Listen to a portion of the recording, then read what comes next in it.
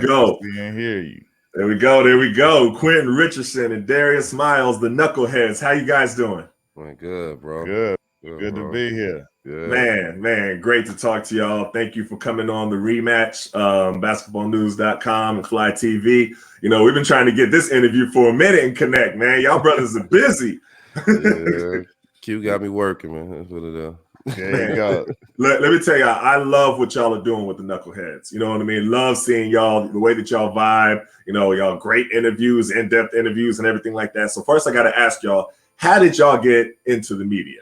You know, what gave you that decision? You know, was it something that you always thought you wanted to do, or how did that even come about? Hey, you hear that, Black? He said you in the media now. You in the media, man. You media, man. I'm still not claiming it. Not claiming it. I'm still not claiming it right now. I'm trying my best not to. But like I say, with me personally, I didn't want to do cameras and microphones. That was something that I always shied away from, even when I was in the league, you know, the interviews and stuff. You know, country boy, you know, you had to articulate your words and, you know, just a bunch of stuff. So I ain't never want to be on no camera or no microphone. But Q convinced me, and I knew I had to do something that made me uncomfortable to kind of take another step up in life. And this was that blessing, and I'm glad my boy kind of put me up on it. And, man, we've been trying to bless other people with our platform ever since. Man, y'all been doing it though. But Q, all right. So what made you want to get into the media then? Since you was doing all the convincing, you know what I mean? What made you want to get into it? Hey man, I think I'm just coming into grips that I'm a media guy, whatever. I always mess with my man Chief Keef over at Turner NBA TV. He be like media guy, call me analyst and all that. So I laugh and joke about that. But man, it was kind of, you know, I had my front office and organizational experience over in Detroit when I was just phasing out of the league. Stan Van Gundy, man, called me and offered me a job, which was a great opportunity for me to explore that side of everything and get a feel for it and see, you know, you kind of, when you retire, and you know how it is, you trying to figure out where you want to go, what you want to do. And I was just exploring because I really wasn't ready to retire at that point, but that was what was coming my way. So, you know, I just took it.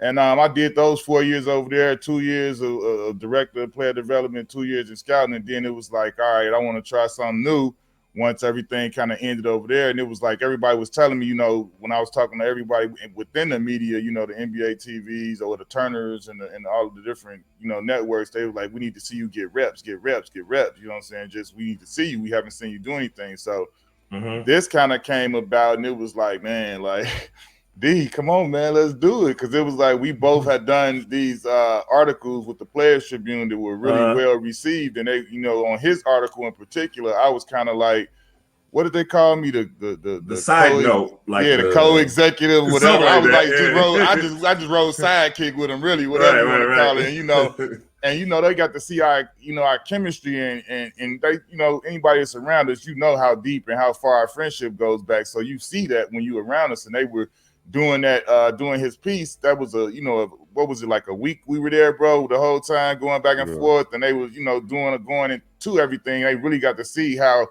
much we know about each other and how long we've been friends and stuff like that. And they was like, yo, man, y'all got a crazy chemistry. What you want to do? And so, you know, we went back and forth with Egghead Chris Bernard over there at the Players Tribune. You know, I knew him through playing with the Knicks and my relationship with him there. That's where we met. And so, you know, this is what we kind of stumbled into, man. And like D say, man, thank God that we did, because you could have never told us that this would be something that we would be doing now at this point and like enjoying it as much as we do and still having that love and appreciation for us out there is just crazy. It's amazing. Tell them what I said when you first asked me, though. Can we curse on here, E? If you want to. Oh yeah, he said fuck no. He said, is that what he said? Yeah, that's what he said. He said, hey, and he was pretty like literally throughout the first season of us doing it. And when we would get interviewed and stuff, I had to tell him like, D, stop telling people that you ain't want to do this and you ain't want to do this. Because he was like, I ain't want to do this. Like, he was just being honest. It was like, he was like, so, you know, people sit down like, so how did you guys get into it? He was like, I ain't want to do this. I'm really not sure I want to do this. Like, I still ain't used to it yet. Like, right. Well, it's funny because, like, I mean, even with myself, I'll say, like, I never liked the media my whole career. I don't know how y'all relationship with the media was, but I ain't never liked the media. So when people are like, you know, yeah, you're part of the media, I'd be like, no, I'm not. You know, I'm different. Affiliated with right. them. So when you remember when Kyrie went off on the media and he was like, yeah, all y'all pawns. I was like, yeah, he talking to y'all, not to me. That's y'all. Damn right. He ain't I wasn't claiming that at all. That's how I feel. But I love how what y'all doing with you know, Jack and, you know, Matt Barnes doing with you know, all the smoke is different though, and it is different. I mean, we have a whole different feel. I mean, and the thing about it is when you see guests come on your show, we get to know the guests in ways that we never knew them before. Man. And that's the part of having, you know, us do it differently. Yeah. I mean, we watch some people play for what, 15, 20 years and don't know nothing about them. You know what I'm saying? They said 2 words to them. Right. That was the era we grew up in. We couldn't talk to them. Yeah, that's right. That's right. And that I love that part that y'all do. And let me ask you first. Let's go back. Let's go back first. Let's go all the way back to wait. No. Before I go, I gotta ask this question. And this is from my daughter. All right, so let me tell you the story real quick. All right, so my daughter likes to ask me who I'm interviewing next and stuff like that. You know, it's baby Sierra. You know, we follow each other. So you've heard me talking about baby Sierra. Yeah. I don't know why the youngest one she the boss. She run everything. Yes, she do. So she was like, okay, so who are you interviewing next? This is this morning. And I was like, I'm interviewing Quentin, Richardson, and Darius Miles. She said, oh, okay, cool. So she went up. She's looking you up and everything like that. Comes back. She said, hey, Daddy, did you know that Quentin Richardson used to be engaged to Brandy? I was like, yeah, I knew that. It's like, all right, are y'all gonna talk about that? I'm like, no, that's not gonna probably come up. See, that don't have nothing to do with nothing. Why would that come up? And she's like, but Daddy, it's Moesha. Like, you gotta say something about it. I was like, do you have a question you want to ask him or something like that? She was like, if you could, and so I'm gonna ask one question from her with this before we get into it. That's cool. This is from baby Sierra. So she wanted to know, during your relationship, did you ever help her with her music, and did she ever help you with basketball, like tell you different pointers or something like that? Did y'all ever have that? That was her question. Nah, baby Sierra, this is the honest truth. Like, it's a reason why people are professionals at certain things.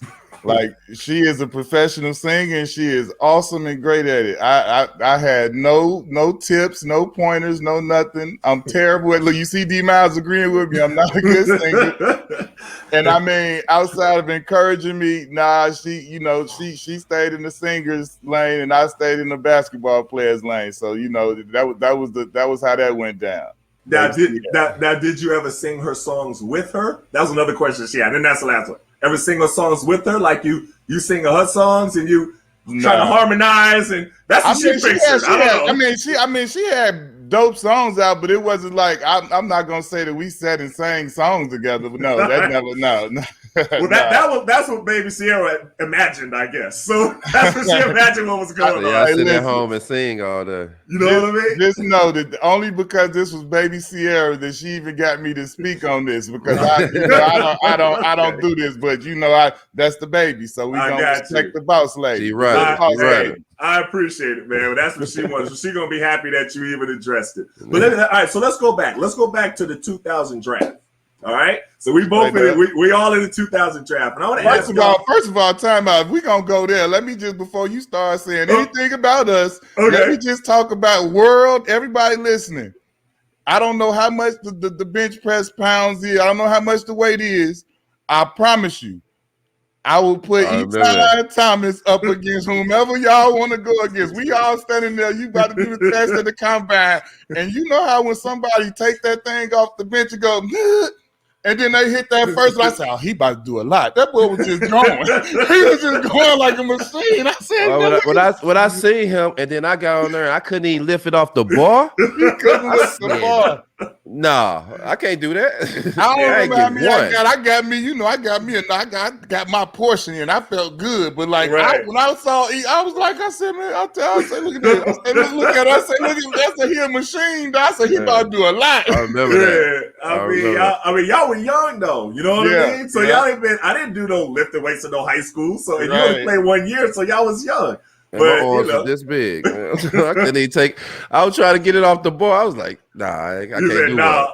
That was the best part. He couldn't even lift the bar. I couldn't even get it off the bar. That's hilarious, man. I didn't know that y'all was even paying attention like that. Nah, you know I remember that. I remember that vividly, dog. Like, look at this dude, like, dog, when he took it off the thing and he said, I said, look, he got form. He know how to breathe and everything. I said, man, I said, he about to do a lot.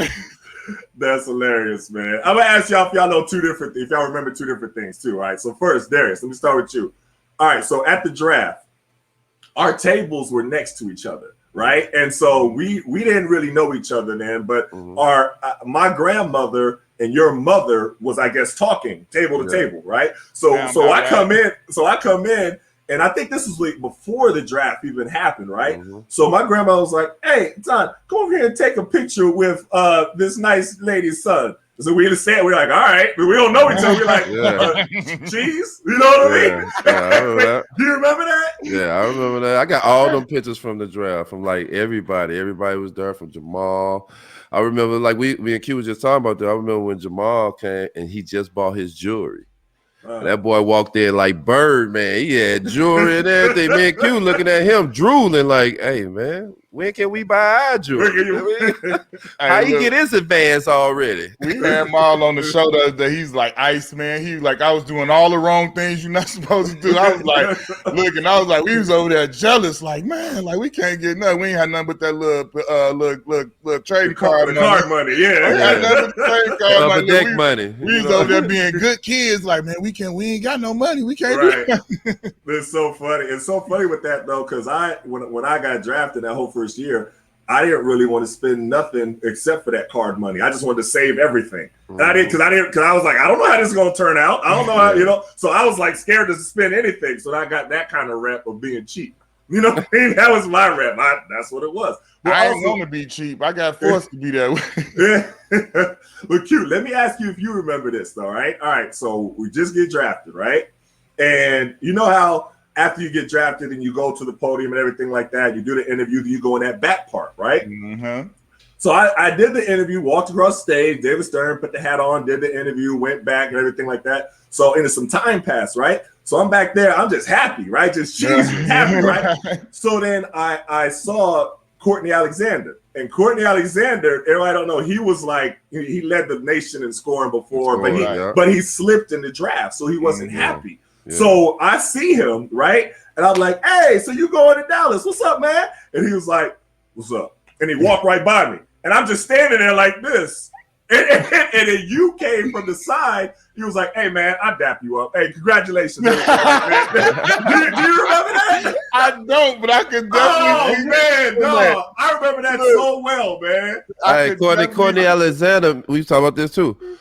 Courtney Alexander, the way he walked, his pedigree the whole time we was down there for the draft, you would have swore he was already 10 years in the league.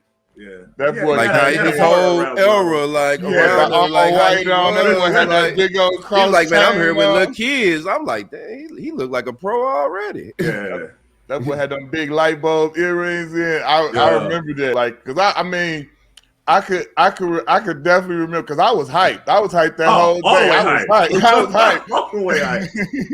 Even when I was mad that I didn't go top, like I thought I was lottery. You know what I'm saying? I was hyped that I didn't go lottery, but like.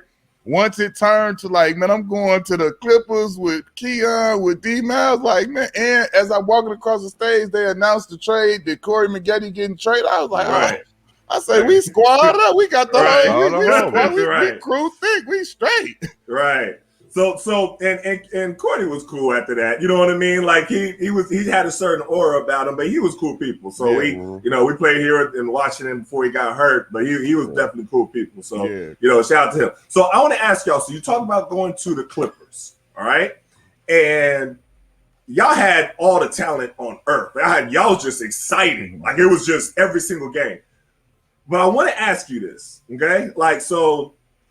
When all the stuff came out about Donald Sterling, right, and the tape and everything like that, was y'all reaction like, "I can't believe Donald Sterling said something like that," or was it, yeah, they finally caught him saying something crazy? Which reaction was it?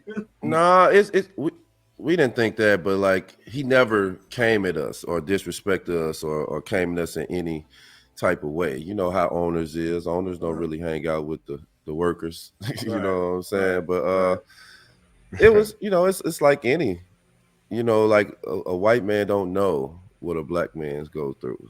You know what I'm saying? And they don't know the extent of what they saying, So that's true. No big deal to my take was I was more like, I can't believe that they actually got him on tape saying this. Yeah. It wasn't that I can't believe that he said it, that he would say it, that he could say it.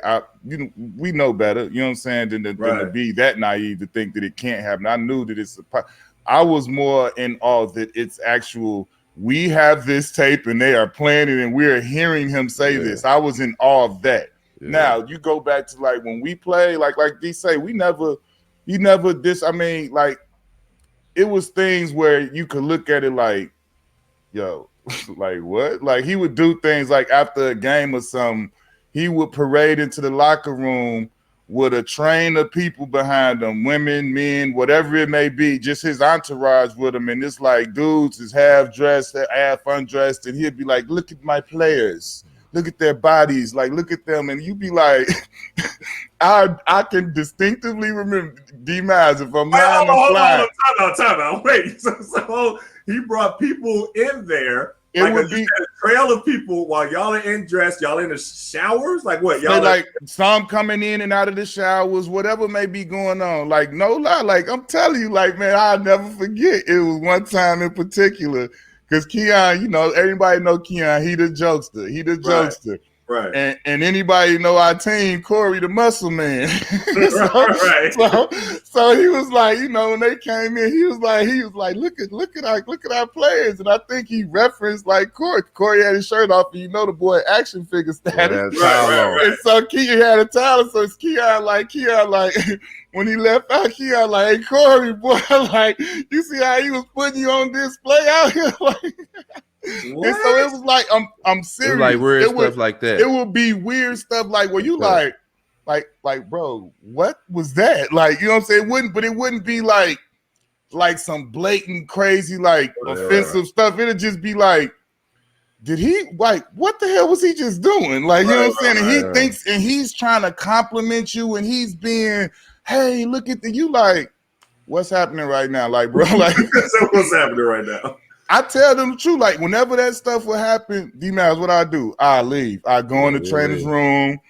If we had, like, he would have, like, you gotta go to the once a year party deal or something. Like, man, we never. I always mess with D. Like, see, you the golden goose. Like, I'm the 18th pick. I could slide back and just nobody ain't trying to shake my hands and pat my back and all this. I'm like 4th, 5th in line. It's LO, it's D-Miles, it's all these people before me before he gets all that. So I could kind of fade to the back, and I just used to be chilling like, yo.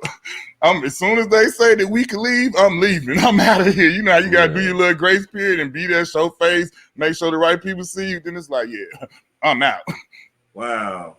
No, you kind of threw me with that, with the parading around all the different people. That's a little weird. That's like, he was just a weird guy, man.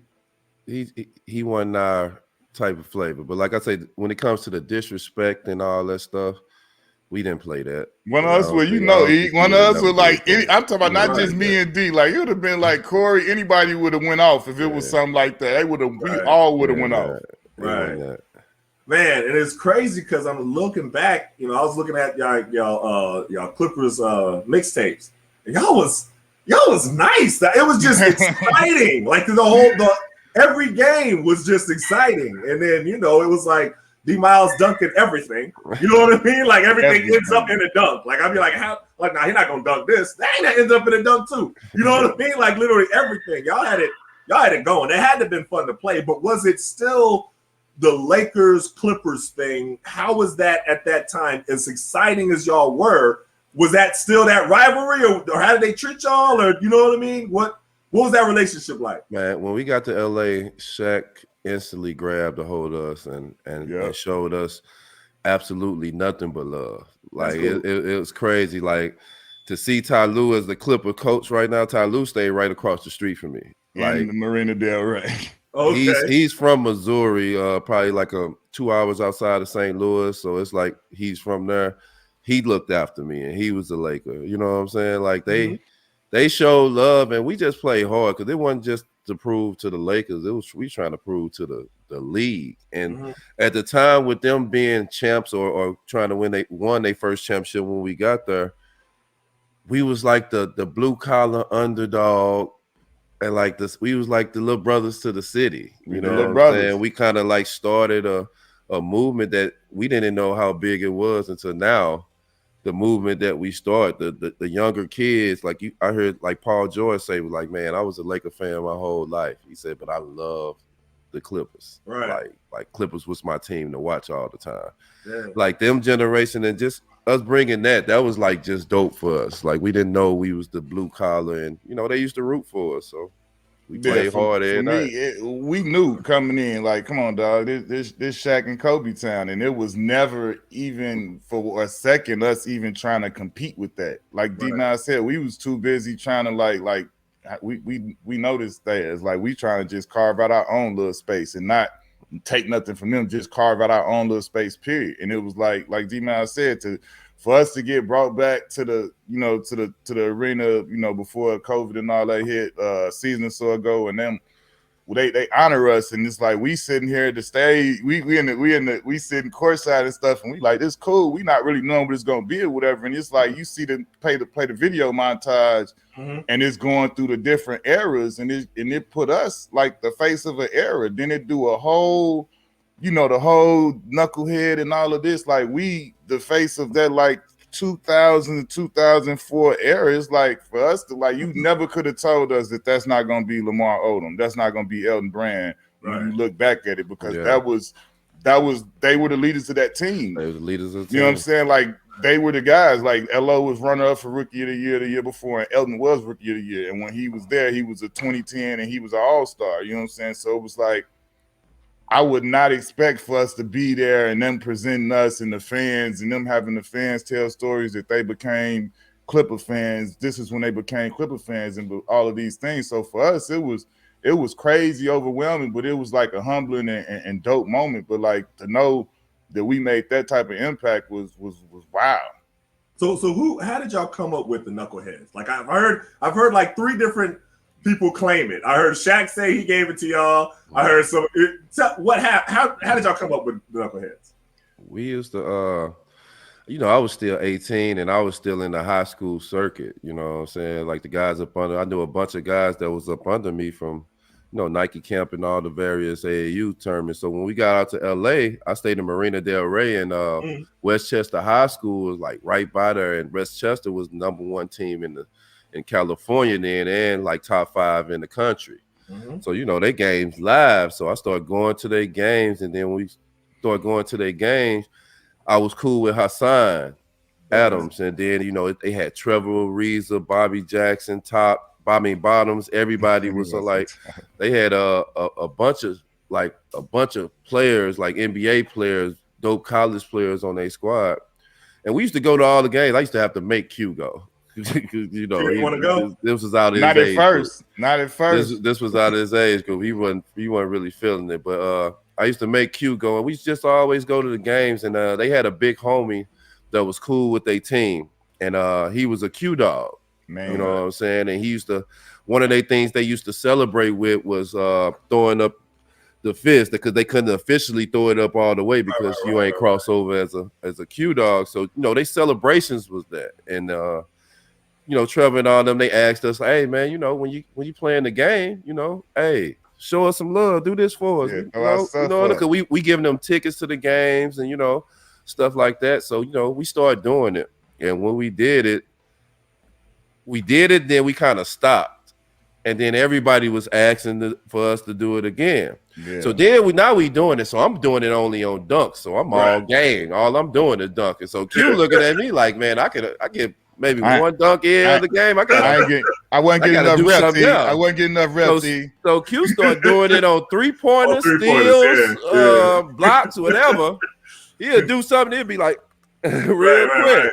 So we just started doing it for every goddamn thing we was doing, and Yeah. the crowd got involved with it. It started Yeah. moving across the nation, and man, that's why we here right now with the Knuckleheads right now, And because so they loved it back then. And so while you say that you've heard people claim it, the big fella Shaq, he said he absolutely did it first. Yeah. No questions about it. Yeah. But when we were saying that we didn't get it from him, like it's from the same origin, you know what I'm saying? But we just didn't say we didn't take it and see Shaq do it and then start doing it. We did it because the young homies was doing it.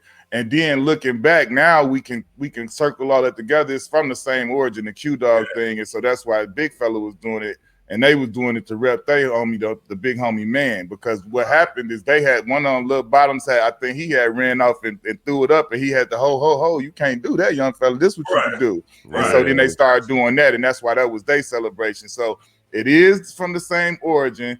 And Big Fella Shaq, you absolutely did it first.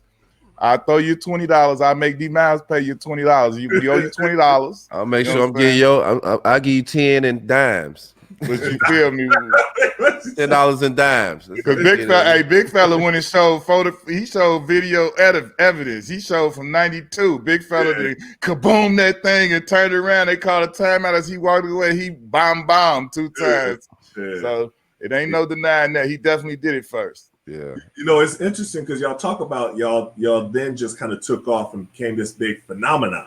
Yeah. And where everybody was like rooting for y'all, and y'all now took over the whole league, right? Yeah.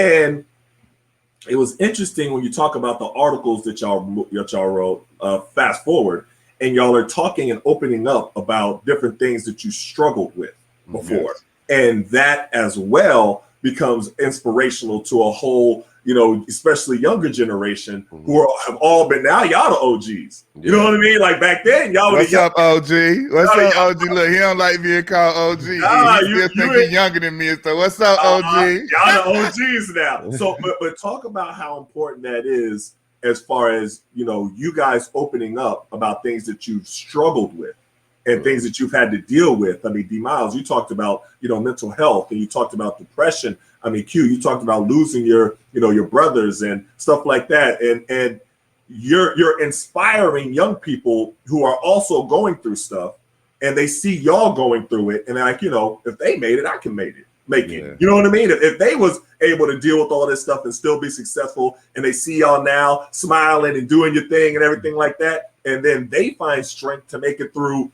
what they're going through. Do y'all see it like that? Because I don't know if y'all see it like that. Q convinced me, because I could have went to the grave with it. Like, I really wasn't tripping off. Like, you know, I'm Ghost. Like, like I said, I didn't want to do the cameras, microphones, no interviews. You know, I'm cool on that. But Q was just, man, I talked to Q, and Q was just telling me about the article that he did, and he was just like, man, you know, man, everywhere I go, everybody asks me about you. Everybody be like, what's up with D Miles? What's up with this and stuff with that? And he was like, man, you just, you know, owe it to the basketball world, your story. You know what I'm saying? I wasn't ashamed or embarrassed from it. It was just my natural personality was just, you know, go to the grave with it. But Q convinced me to tell the world, and convinced me to do it. And I was so happy that I did it after it, because, you had people like Chris Paul just hit me out the blue. You know, me and Chris Paul always been cool. We Jordan brothers. You know, we really ain't the closest of friend, but for him just to reach out and be like, man, he hit me. I'm happy. He hit me before a game. Like, he had read the article. I forget who they was about to go play. Houston. Whoever it was. He was like, you know how it is. He pregame, like he said, you know, you be doing whatever. He was like, he got the article like however long before the game was about to start. He said he read the whole thing. And then he got my number and called me immediately, like, dude, I'm real quick. Right now, I'm about to get ready to run out here to the floor for the warm-up, but like, send me D Miles' number, bro. Like, after the game, I want to hit him, man. I just read his article, dog. Like, I want to hit my dog. And so I sent him his number, and then I hit D Miles and told him, literally, two and a half hours, like whenever the game was over, he got out the game and hit D Miles immediately. Oh, wow. Immediately, and just just showed love, and just told me thanked me, and just told me his appreciation for my contribute to everything. And like stuff like that means something, because like I said, I would have went to the grave with it. And that's not the right thing to do. You know, we all got to educate each other. We got to educate the next generation. We got to help each other out. And man, I'm so happy that I did and I opened up, because that's definitely not me.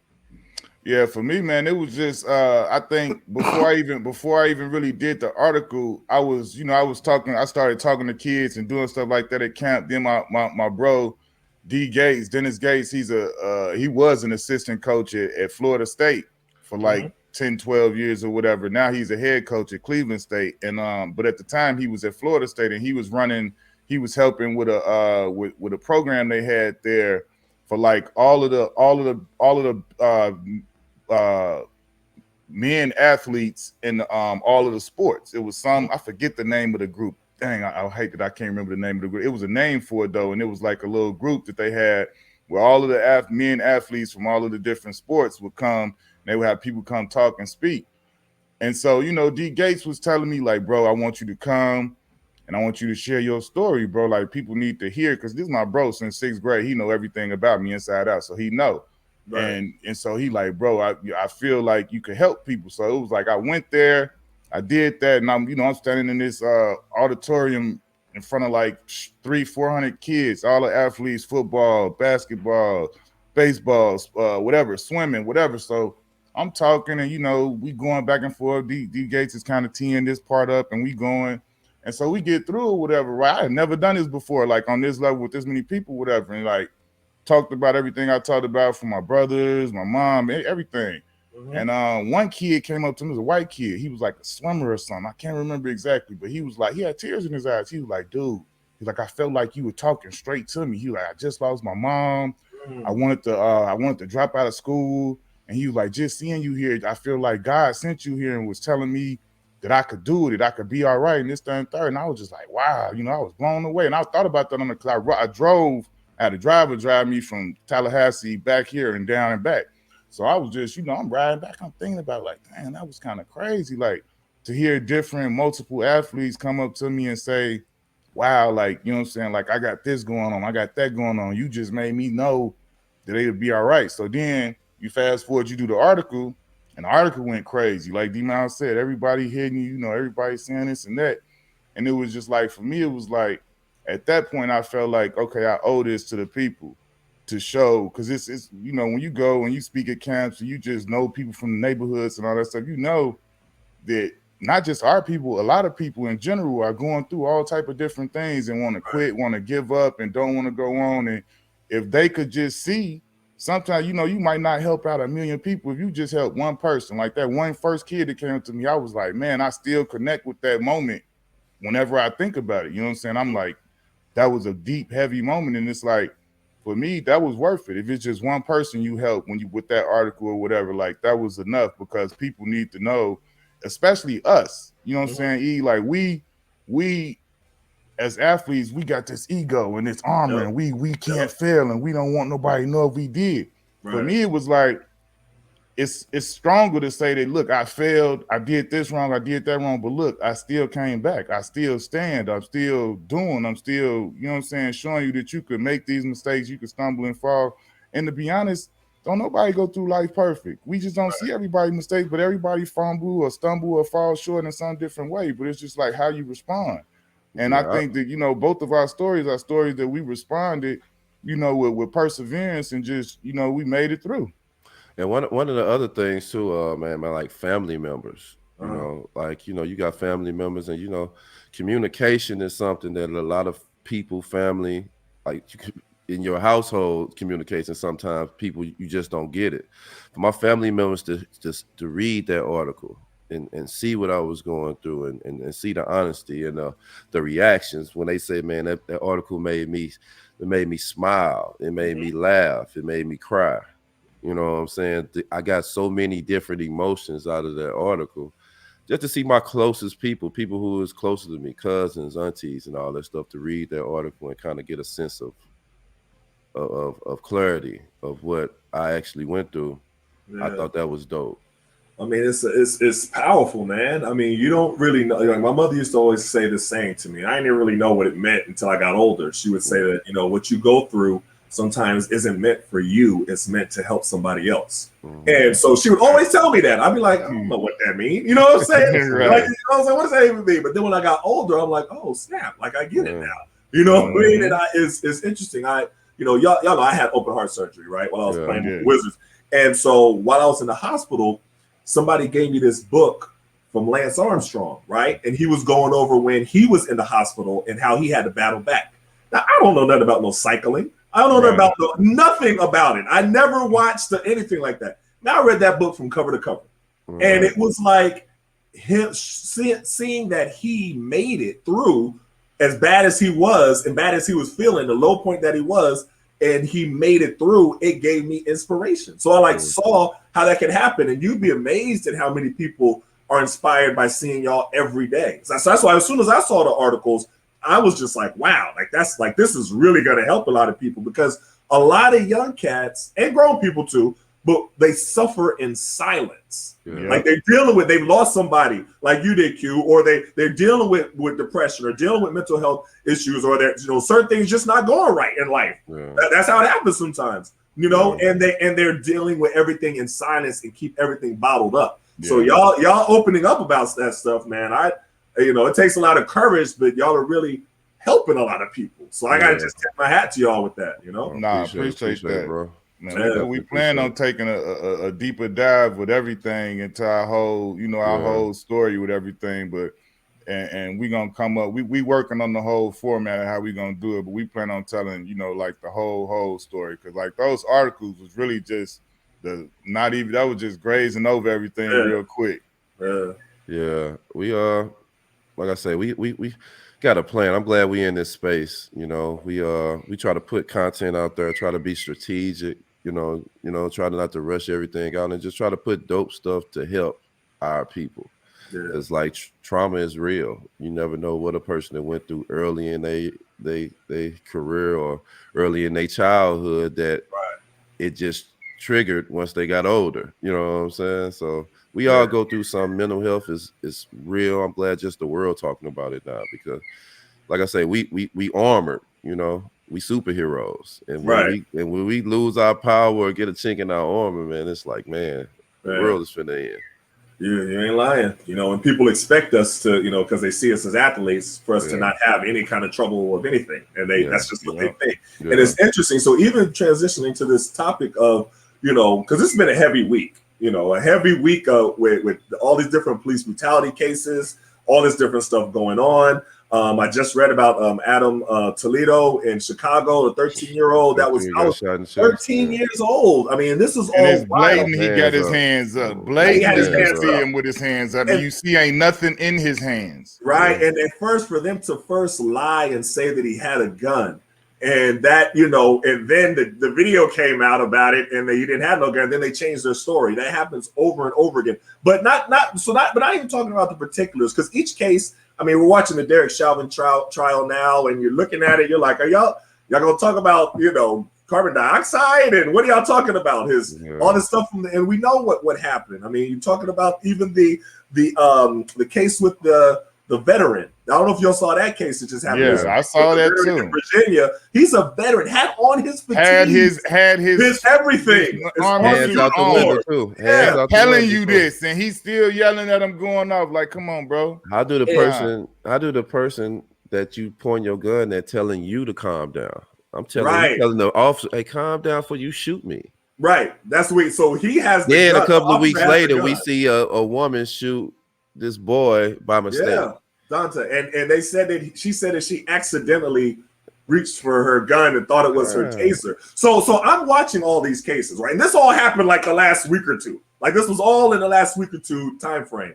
And I have these conversations with my kids, because my kids, kids got social media now. So they come to me and I'm like, Dad, did you hear this case that just happened? You know what I mean? So I'm talking about it with them. And I got to tell you this, and this is the part that I see speaking about this in different programs, going on MSNBC, going on these different things. People really think that athletes are not affected by this. Like we're in this protective bubble where this is not our issue and not our problem. I'm like, are y'all serious? I'm like, and then I tell them, listen, my son is 15. My son Malcolm is 15 years old. I was like, every time he talks about and brings up, he's like, Dad, you know, I'm 15. I'll be driving soon. It's like my heart stops for a minute. Yeah, real talk. And like, I told him, I was like, honestly, I'd be cool if you just Uber everywhere. You know what I mean? Yeah. Like, I could just take you, go to practice. What? I could take you. You're going to go on a date to the movies. I could chaperone. I'd rather you not drive, to be honest with you. They don't realize, like, you know, we're a young black man, and like, yeah, we are the athletes, but we stand in a predominantly white neighborhood. Like, you know, we receive a whole lot of racism just going in our own neighborhood because we got successful in ourselves. We got the opportunity to buy a big house in these big neighborhoods, and then we still get discriminated or get racism coming towards our way. I was seeing certain people going to their neighborhoods and they got the gate at their neighborhood, and it's like, man, you see me every day, but today you want to be funny, right? You know what I'm saying? It's like you receive it. When I bought a big house, I remember when I was younger, and when I used to take girls out when I was in high school, I used to always ride up in the suburbs. And I used to ride where these big houses was in the suburbs outside the hood. And I was like, man, one day I want to buy one of these houses. So, you know, I made it to the league. I had the opportunity to get me a little $2 million house out there and so forth. Police used to pull me over every single day. Yeah. Just as like if I slip up and have some weed on me, or if I slip up or one of the homies have some weed on, or just anything where my mom used to be like, get their badge number. My homeboy didn't drink or smoke. I had to let him drive my cars every time to make sure, like if I went to go and got a drink, you know what I'm saying? Go to a bar or something, I had to make sure the homie was driving me home the right way because I knew they was going to pull me over like clockwise. And people don't realize like the athlete with the money go through a lot more racism because these folks be mad that we got the money. You know what I'm saying? So I tell you a prime example of what you're saying, right? Like, bought me a nice house south in the south suburbs of Chicago, right? So this was actually on Father's Day. I can't remember what year. This was probably like 2010, 9, maybe 8. I got a Bentley Continental Flying Spur, right? So I'm driving back home from the airport. I just dropped somebody off at Midway. I take the same street, Ridge, and take Ridge and all the way back up to the south side, right? Okay. I get literally like 4 minutes from my house, right? Same scenario, D-Mal saying, like you in this, you know, upstanding and, you know, a predominantly white neighborhood, whatever. Now I get pulled over right now. I'm driving along, man, my business, got my seatbelt on. I ain't doing nothing wrong. No drinks, no weed, no, not a thing, nothing.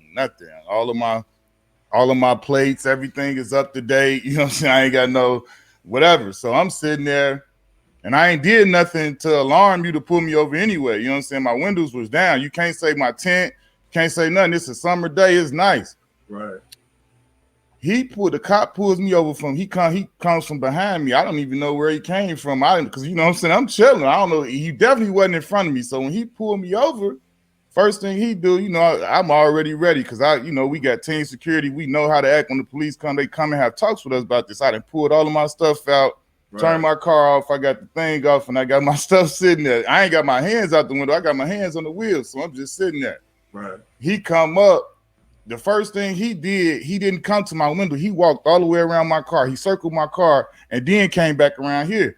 So I was like, I ain't say nothing still. I just sat there. And when he walked up, you know, I ain't come at him with the first word, like, why am I being pulled over? I ain't say nothing. I let him talk to me. He like, you know why you being pulled over? I'm like, no, I don't, officer. He like, well, I stopped you originally because you don't have a front license plate. Now I'm sitting there like, how you pulled up on me from behind?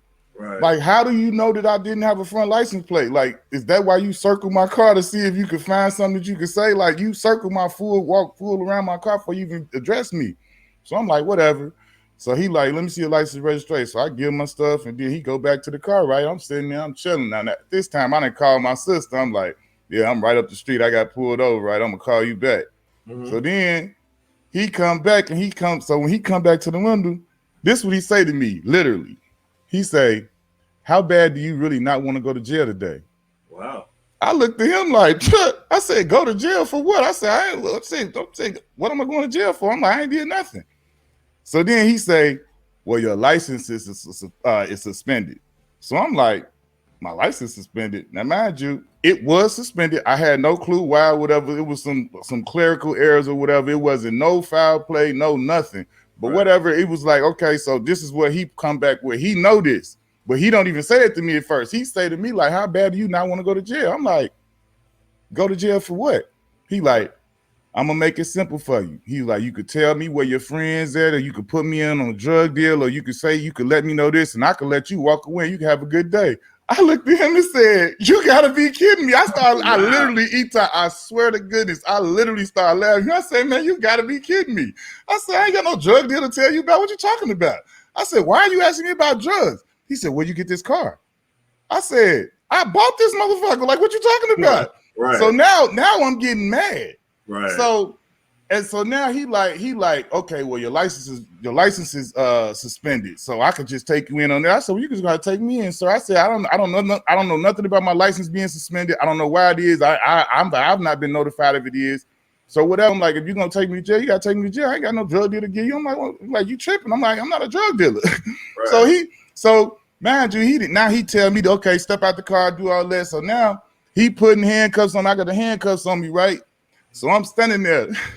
I remember this. I told you this story before, D. Yeah, I remember that. So I'm standing there right now. I'm standing there with my handcuffs on, right? So now he in my car.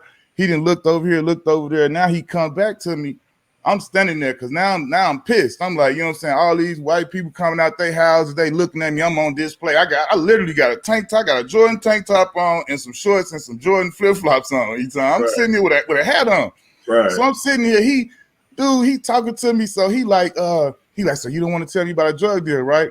So now I'm pissed. So I'm looking at him and he could see that I'm getting pissed. He like, oh, you gonna do something? He like, you gonna do something? He like, turn around. He started searching me all hard. He kicking my legs apart. So I'm like, okay. So then he turned me around this way. I told I had my hat on. He take my hat. You know how they start searching the rim of your hat like this? They doing all this.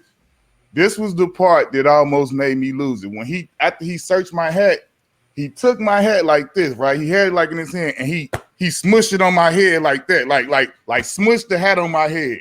Right. Like, bruh, when I say I had to take the deepest woosah breath I think ever in my, I was like, and when I did, you know, I'm not little, so you know what I'm saying. I'm 6'5", and I'm not like he looking. So he like, oh, you think you gonna do something? So I'm sitting there, I started laughing. I laughed it off and just started doing like I just started shaking my head. Right, I ain't not once said I'm a basketball player. I ain't said nothing. I'm just sitting there. So now he started looking back and he going in my car, looking in the compartments. He going in the glove box. So now while that's going on, 2 more squad cars and came up.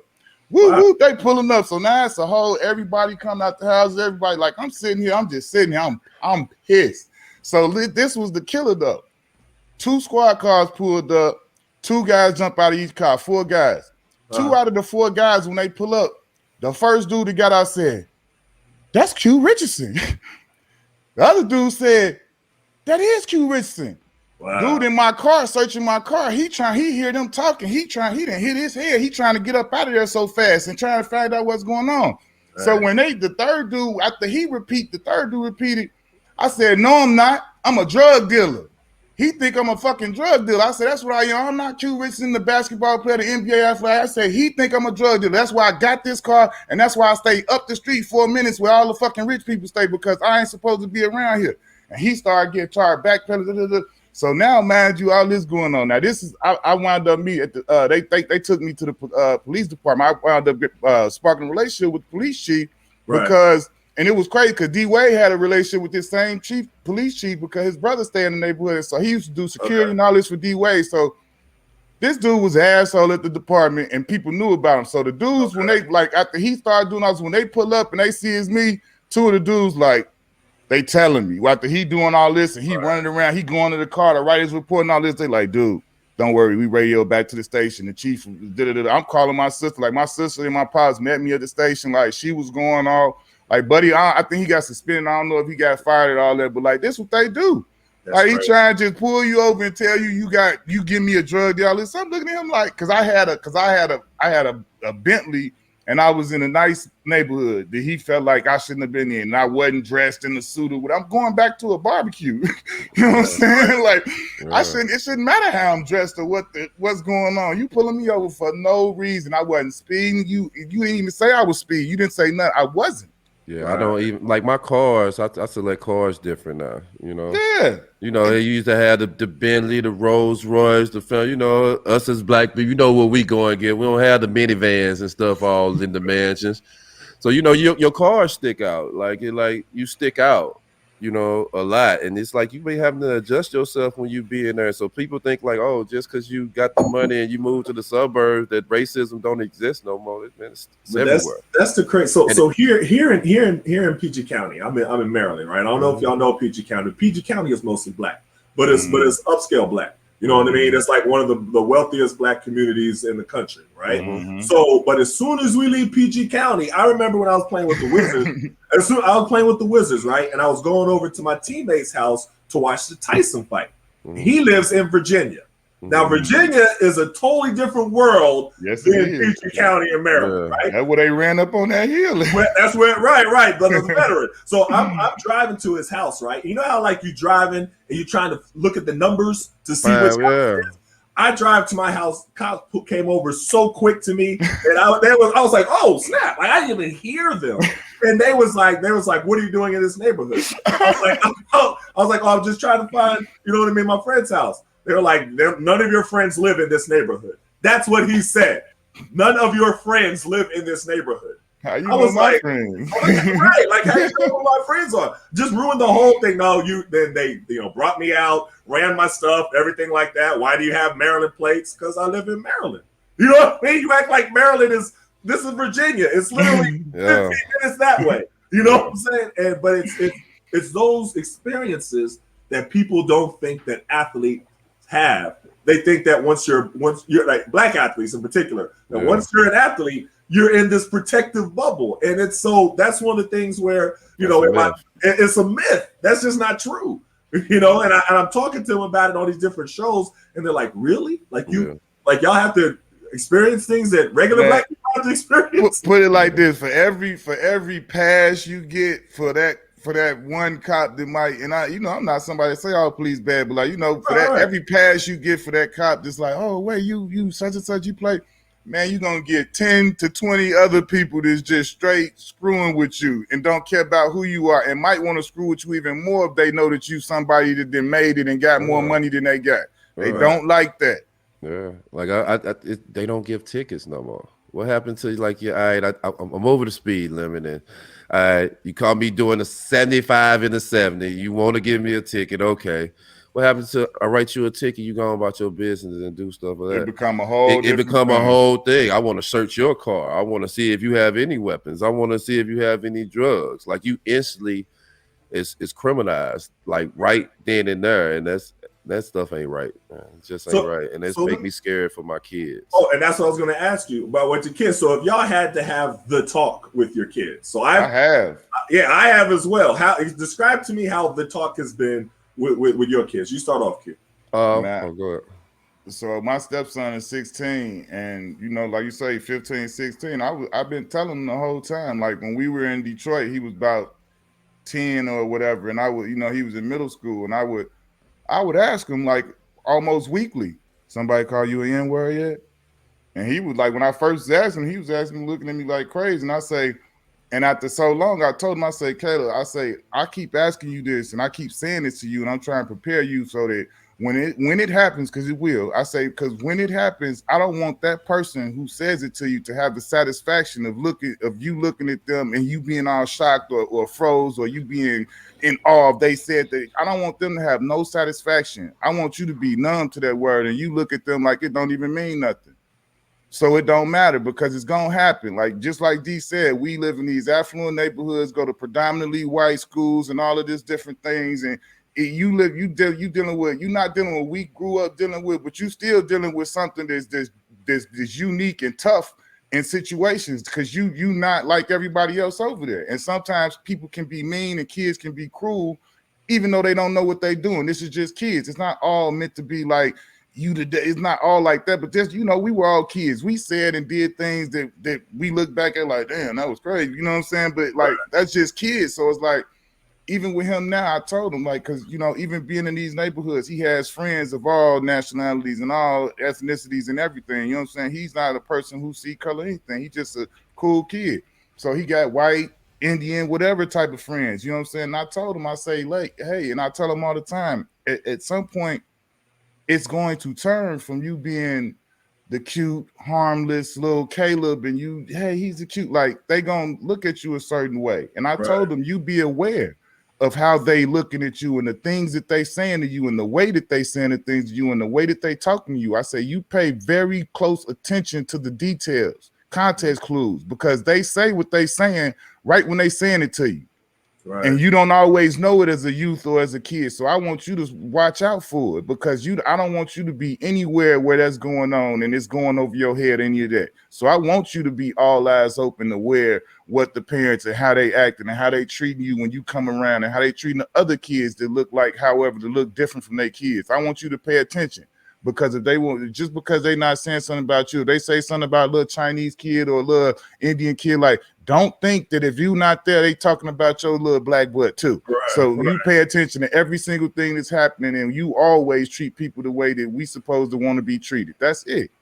And it's there's a different dynamic because our kids, I'm sure all of our kids are athletes. I'm sure they play something, right? So, but then there's this certain level of like acceptance because you're an athlete. We was watching them. Have you seen this show, the movie One Night in Miami? The one with we were talking about Malcolm X and Jim Brown. All right. So you remember in the beginning when the guy was talking to Jim Brown and he was on his porch, the white guy, and he was like, I love you. You've done this, you've done that, you broke this record. We can't wait to see you here. Right. But then he said, he asked, like, can he go to the bathroom or something like that? He said, no, we can't have N-words in our house. We'll let you kind of And so when he said that, my kids was like, you know what I mean? Like he was just talking about how much he loved him on the field and what he did. I was like, but there's a difference. And that's a whole other talk that I had to have with them. Like, there are people who are going to appreciate you for what you could do on the court or on the field or whatever.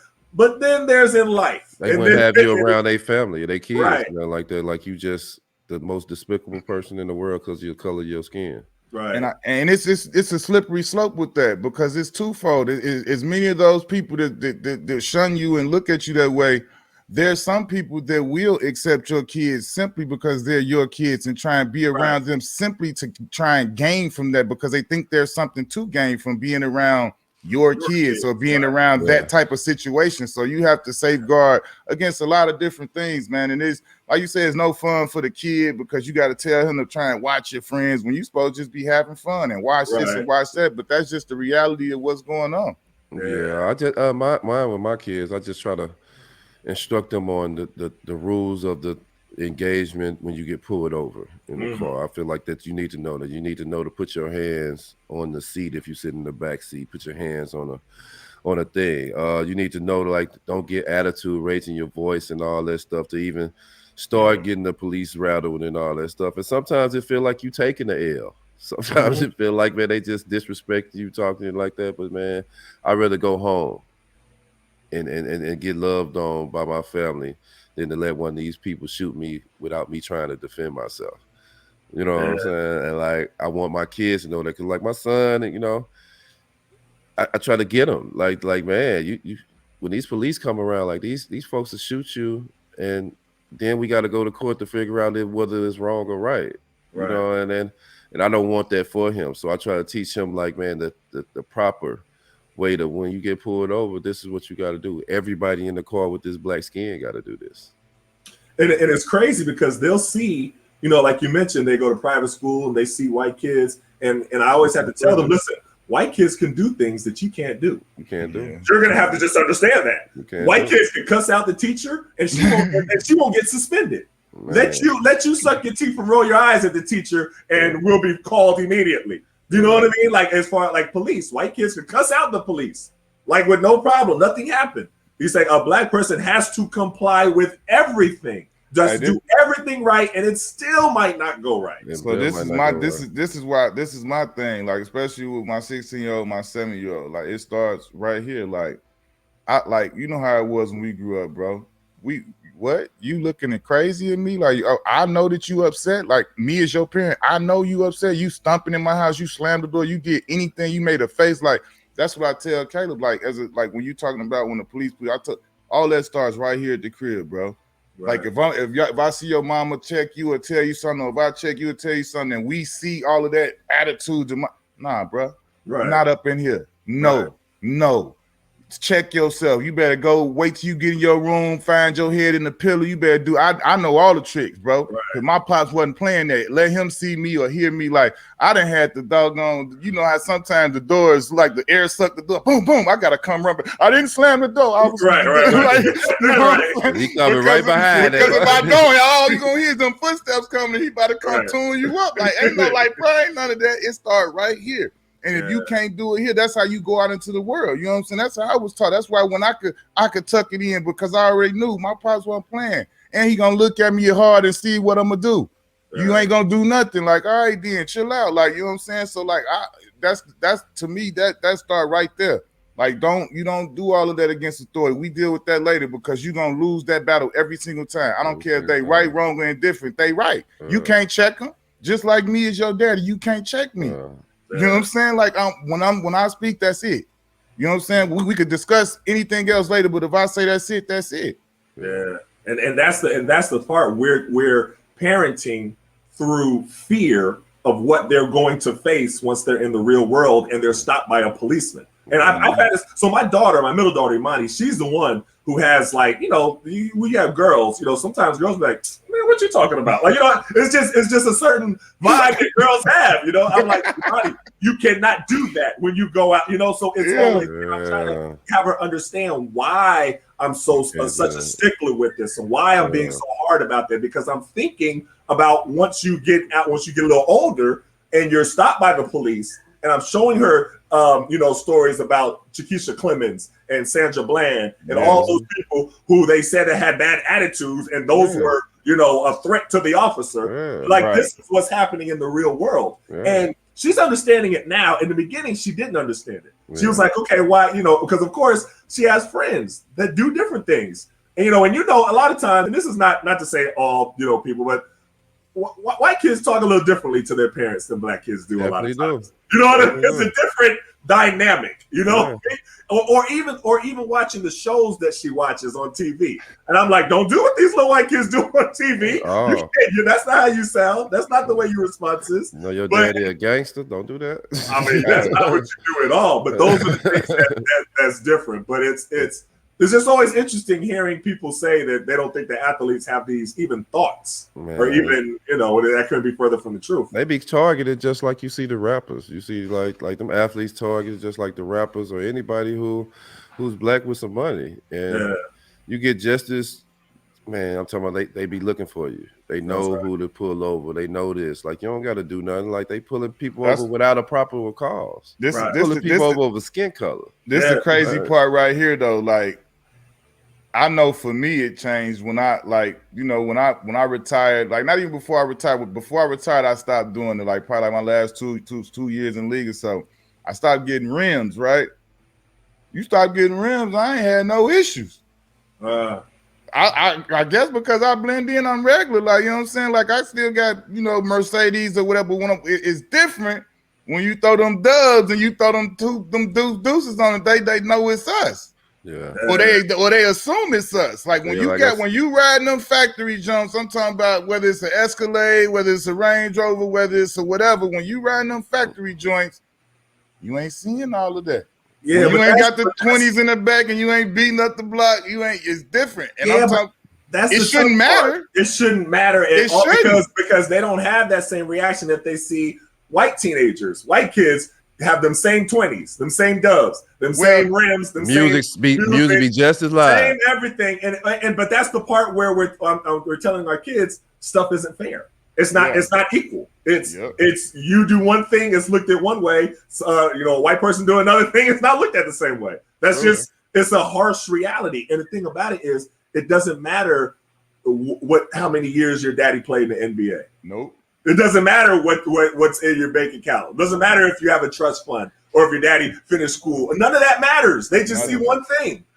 Like if they had the top, if one of these cops had the opportunity to pull LeBron James over, take him out of his car, go through his car, try to make it seem like they will do it with a heartbeat. Like you said, not send him right home. Not everyone. Like you said, it's a million of them out there to be over exasperately hyped to meet him. Like, LeBron James. But I guarantee you, there's a population that want to stick it to him because look at what he's got. Look at what he's achieved. Why he got that. Why he achieved that. Why can he live like that? I'm finna search your car. I'm finna do all this. What you doing, bro? Jealousy part. Yeah. So. And it's just doing it to him to show him that I got authority over you. Right.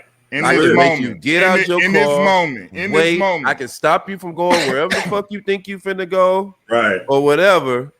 I can stop you and go through all this process with you, and there's nothing you can do about it because I'm gonna show you that I'm superior over you. If they get LeBron James, they would do him too. Yeah.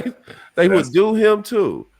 And it don't matter how much money you got, like the color of your skin is different. And we all eat, sleep, shit the same fucking way.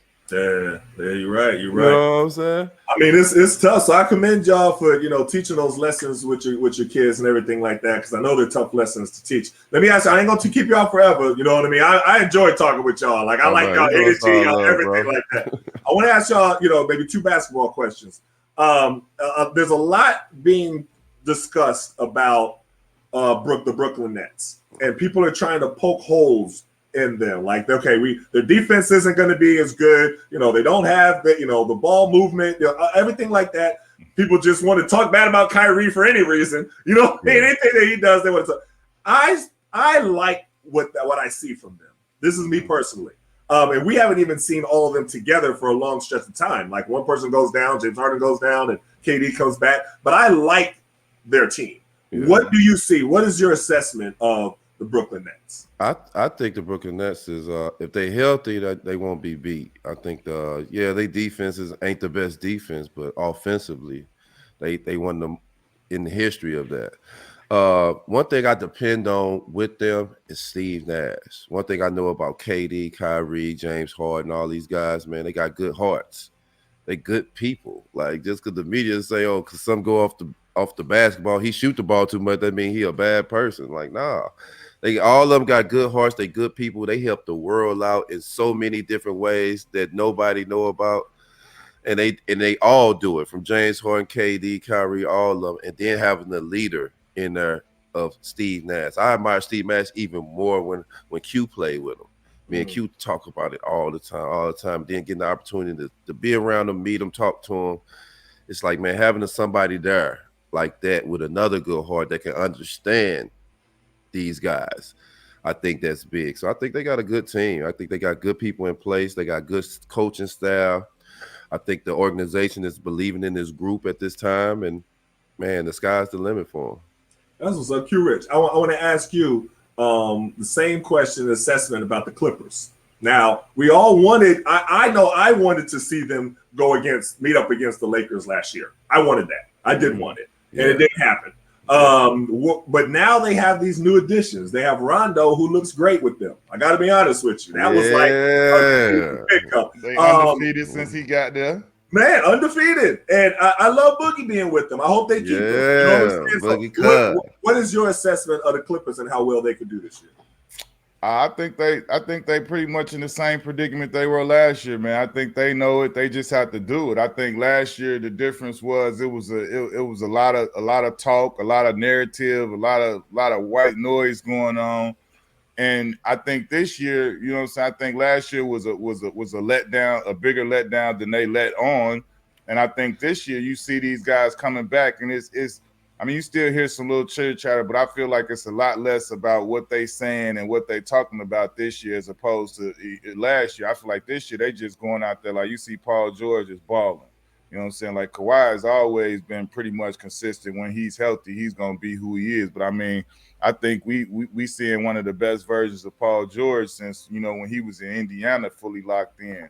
And like you said, with the addition of Rondo, he kind of the one thing they've been missing from the last few years is like that cerebral championship point guard who's battle tested, that can beat you with his mind as well as his physicals, and he's been there. I think I love obviously I love Boogie. If he can be healthy out there, I think he's an all-star that doesn't get viewed that way because of his health. But I think I think T. Lue has a really good chance to change up some things, because it's different when you come in as a replacement coach and you just coming in there like he was on the job. He saw live and in person and behind the scenes the things that went on and the things that didn't work, and I think he has a leg up in trying to fix them in those playoff and championship moments, because he was there on the watch and he saw what went wrong. Yeah. Do you think that people? You mentioned Paul George. Do you think that people have been throwing stones at him a little bit too much? I mean, I don't. From last year, I know he had a stretch where he went through a shooting slump. Okay, that's what happened. I remember before he was open about he was dealing with a lot of mental health issues while he was in the bubble. It seemed like nobody cared. You know what I mean? Like, other people talk about their mental health issues, and they're like, okay, they're understanding, they're caring. It seemed when Paul George said it, I was like, you know what I mean? And then after he didn't play well, after he was talking about it, they're like, and then they started throwing stones. Do you think it's a little bit much? Or?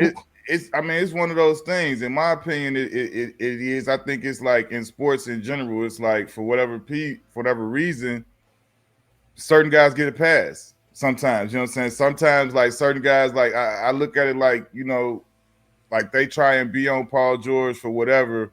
And this is not to pit anybody against anything, but, like, at the same time, they won't say anything about Kawhi.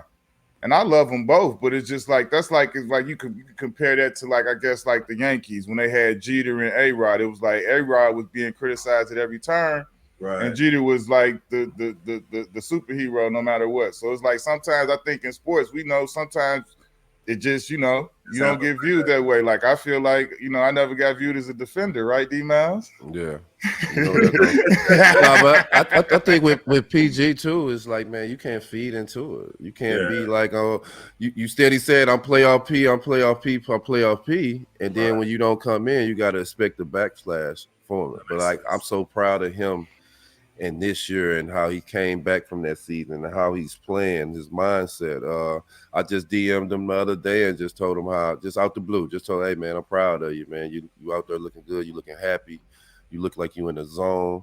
And it's just like, man, when you feed into the media and you want to go back and forth, you got to know that these backslide, this the era we in. It's coming.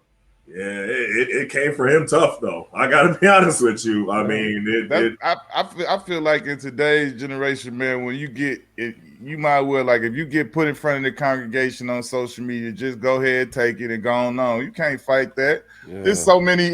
Like this thing about E-Time, like. If somebody wanted to make a burner page, like they know everything about us, not literally, but like they could Google about us. We don't know nothing about you but an egg. You know what I'm saying? Right. I'm not about to go back and forth. Like early in that's why, like, boy, when social media first came out, boy, I was going ham. Like, what? Somebody saying like, right. The team people like, hey man, you gotta chill out. You can't. What you doing?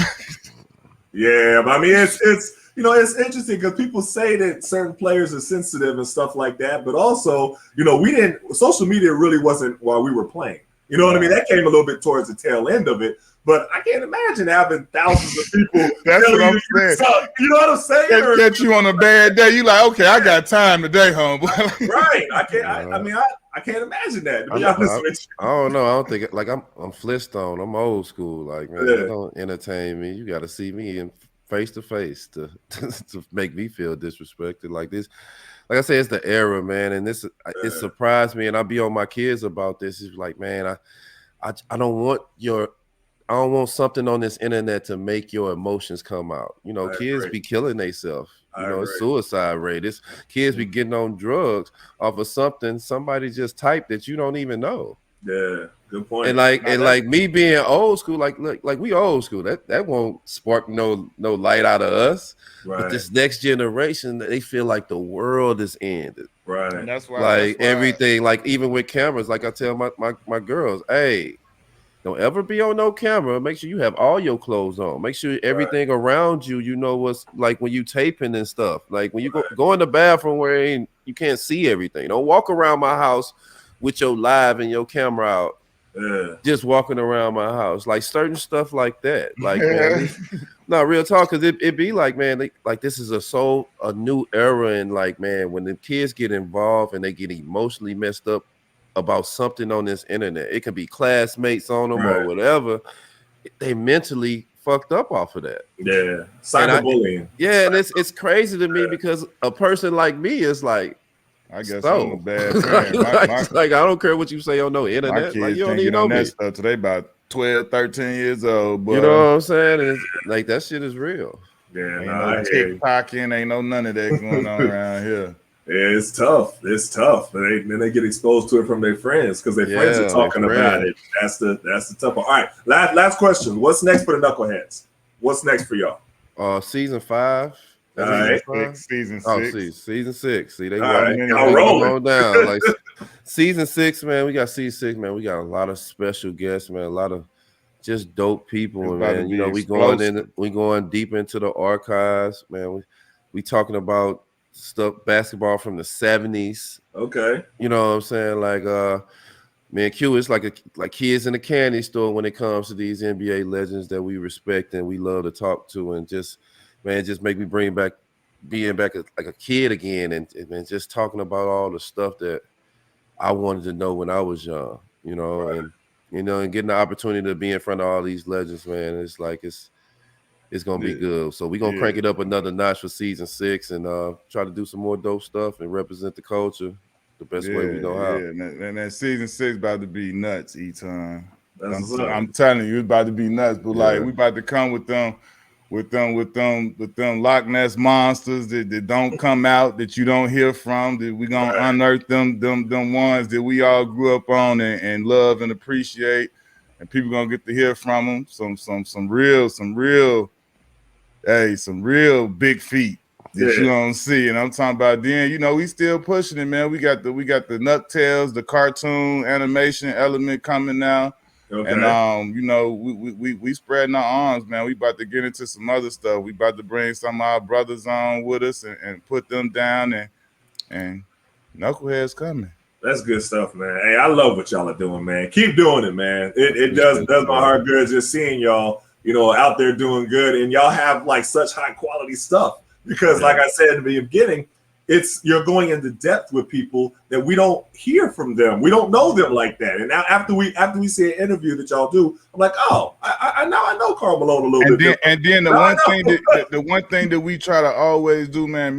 This was one thing that me and D Miles, before when we decided we was gonna do this, you was trying to set up like, what are you gonna do? What are your goals and what do you want this to be? Like the biggest thing that me and Black sat down and we said is that we don't want no negativity, no hate, nowhere to be found. And it's not that the guests that we bring on, we're not saying nobody perfect, nobody on this planet perfect, but like it's enough people, it's enough platforms, it's enough reporters, enough people, magazines talking about all the negative stuff that we do every day. Right. They broadcast and highlight, like, we not saying that it doesn't exist, but we not about to talk about it here. When you come on here, it's gonna be all love and positivity and having fun and showing you love and giving you your flowers and sharing fun stories and letting people see a side of you, like you say, that they ain't never seen before. And letting people know that's it. That's what I love the most. Like, you know what I'm saying? That when we sit and we do it, after we get through, like, it's all laughs and jokes and talking about from the guests, from them, and like when it come out, they feel good about it. It's not, it's never once been an interview we put out and somebody is disappointed with what happened in it or what went on or the question. They feel like it's a great interview. They want their family and friends to see it, and that's what we want every time. You know how it is. Even when you do an interview with somebody, you see it, and then when you see it, it's like if they got something wrong in there, or if they did this or slanted this, it's like, all right, I'm done with this. I don't want nobody to go read it because they didn't get it right. Right. So we take pride as former athletes, as people that have been done that way, is we want this to be done totally right. Yeah. All the way. If you didn't feel good about something when you got through, call us and we'll take this out. If you said that and you didn't thought about it when you was going and doing something, like, I don't care what it is. We want you to be 100% comfortable. And I don't care if it's something that's like, yo, that would be like big for I don't care. It's not, that's not what it's about. This ain't about a click, this ain't about a like, this ain't about of course we want to do well, but we not about to sell nobody short to do that. We're not gonna, we're not gonna sell out for no damn clicks or no like. We gonna do the right thing by our people all the time. And that's what makes y'all special though. And when I say it's a lot of times, we talk freely. We protect each other, and we take stuff out. We do the editing ourselves, and we say no. Sometimes it might not sound right for us, or we don't want them to be represented in that way, and we like, nah, we gonna skip that. It might be something that can go viral and stuff. We like, man, we don't. It might not. If we have to talk about it and discuss it, okay, we taking it out because we questioning it. Anything that could be in question that could put somebody in any type of light, we taking it out. It's not happening. Hey, that's good stuff, man. Well, look, like I said, I have so much respect for y'all and what y'all doing. So keep doing it, man. And we're gonna keep supporting each other, and you know what I mean. Keep doing what you're doing, man. Happy for you guys, man. Oh man, appreciate you. All right, anytime. That's what's up. Well, thanks for coming on the show again. And like I said, keep doing what you're doing. Appreciate you having us, fam. Tell CC keep on putting them good questions out there, man. All right, y'all. All right, bro. Love.